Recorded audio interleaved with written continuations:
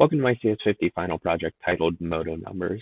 This project was built to capture, store, and visualize results from the AMA Pro Motocross and Supercross series. I built this because I'm interested in data and I'm interested in dirt bikes, but the way that results are presented from the AMA doesn't really facilitate any detailed analysis of them. Here's an example where it's great for browsing, but it's hard to get results over time, trends, see who's up and coming. The other way that results are presented today are in formats like this, where they're in PDFs, which can be scraped, but it's a lot of work, and the formats tend to change over time, so it's pretty hard to build something that's going to last and work for a full season.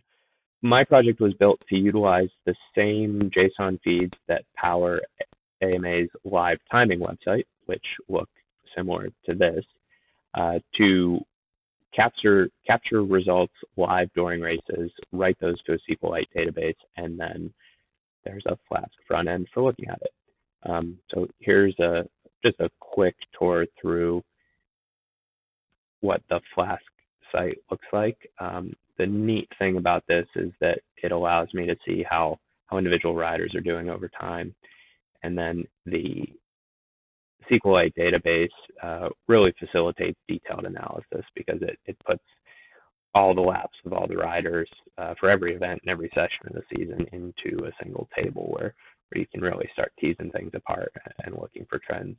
This is driven by a handful of Python scripts. Here's just a quick pass through the one that takes the JSON feed and feeds it into the database. JSON, SQlite, and request packages are really the three main things that are driving this whole site.